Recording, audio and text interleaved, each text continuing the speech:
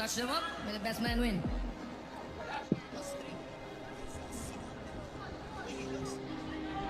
I think he's about 175 pounds.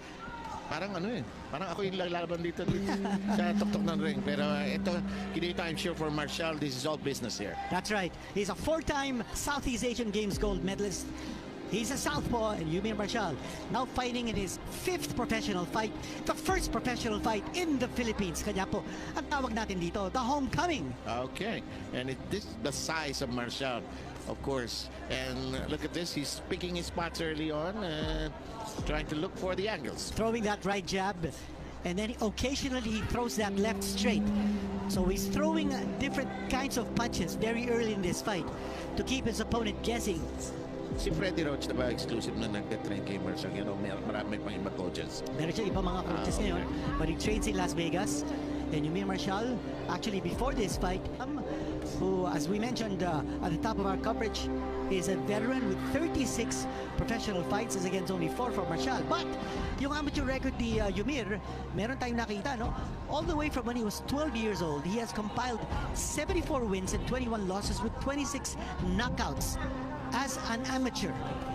Alam mo, nung Tokyo Olympics kinita, napanood naman natin ng mga Laro Olympics. Totoo yung mga ibang countries sa kanya kasi ang bilis niya magtrabaho And he's just trying to look for that angle here in this first round, which is down to its final minute. You know, we were talking about how Sinam looks like he's 175 pounds. But you take a look at the width of ang katawan ni EUMIR MARCIAL. Very impressive. Chiseled. He looks like he's 170 pounds for this fight. And so, sa Olympics. Ito yung kategorya ni Muhammad Ali, di ba? Nung nanalo siya ng 1960 Olympics. Tama. 1960 Olympics. Si Cassius Clay at that time. EUMIR MARCIAL now. If you notice, not too much footwork being shown by Marcial. He's not going side to side. He's got both of his feet planted on the canvas, shooting that right jab. Kuminsan, dinodoble niya yung kanyang right jab, setting the pace, setting the tempo. Niya, sinusukatan niya. Matatapos na po yung ating first round. Not much action, and I'm sure he'll pick up. A nice workout. Yeah, and a good give the Filipinas here, who came to the Ninoy Aquino Stadium. A good show as well. For the record, this fight was moved up. Also, altering the schedule of the fights. After this, and they're going to be good ones. They're going to be good fights. Now, you also notice that a change of power shots here by EUMIR MARCIAL. He's throwing that left hand a little bit more than in the first round, yung left straight. At pag tinapon niya yung left, parang nararamdaman mo, mas matiin ngayon. Alam mo, I'm sure naman the Thai knows the credentials nitong si Marcial, ano ha? Well, the Thai actually is coming off a 3rd round knockout win over Virad in Thailand last December. In Australia, New Zealand, Japan, Kazakhstan, Korea, Indonesia. Kahit saan may trabaho. Yeah, so this guy is a journeyman.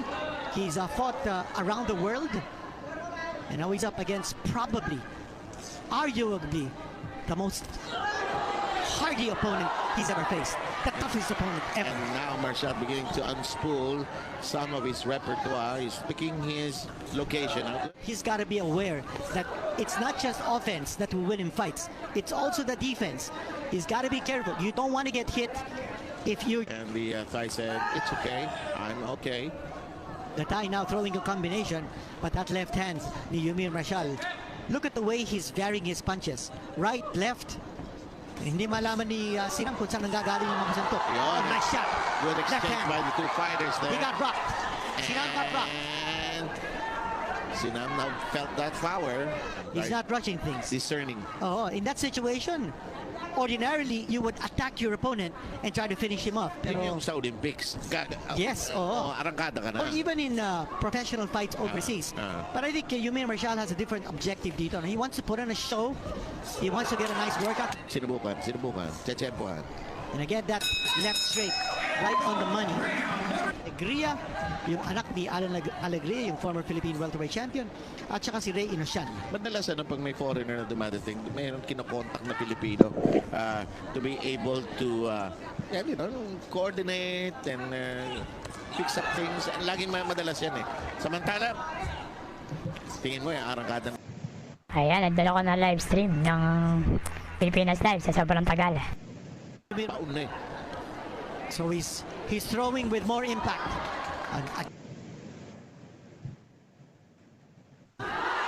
Combination 1-2. And the counter by the thigh, but too many misses as well. Marcial lowering his right hand. As the first minute goes by us here.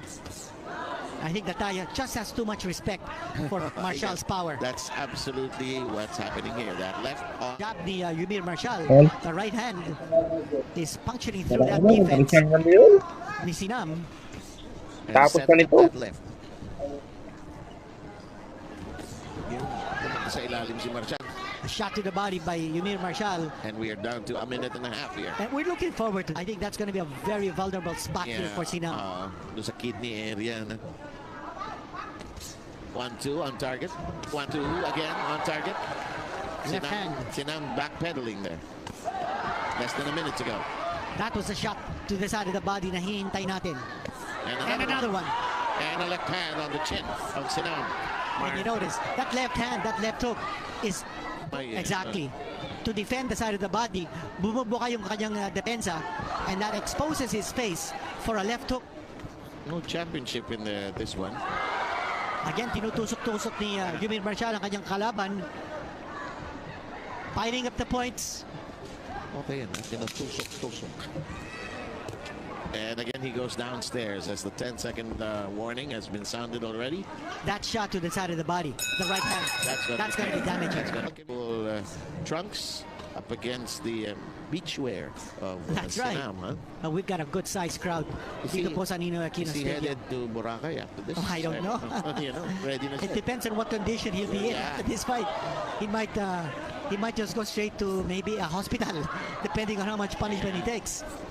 Saka gusto ko yung punto mo na siya Yeah, you for can see that anything he's down ready. the road. But you know, the big challenge for EUMIR is how to bring up his power and speed to a much higher weight category. Hindi na malayo yung Olympics, ha? July na Oo. yan, di ba? He weighed 100. 4 months ago. Yes. 4 months away na yan. He weighed 165 pounds for this, and in the Olympics, the weight limit is 176.4. That's a lot of weight that he needs to put on to keep that power. But maybe you might compromise your speed. Kasi yung mga kalaban niya, malalaki kinito Oo. na, di ba? Yung mga East Europeans, di ba? And ito na. Ito, pinapaspasan na ni EUMIR Marcial. Yan yung uppercut. Oh! And look at this. The thigh drops right in front of us and he's still shaking. But he doesn't know where he is. Just one uppercut. One uppercut It's here. done! It is over! The left hand. And I think they need to bring an oxygen mask here. They need to attend to him. He's still down. And the doctors, I think, are already there. The attending physicians are over here, but you know, I think he needs an oxygen mask. He needs to be attended to. There it is, Kinita. It's on your right. It's on your right.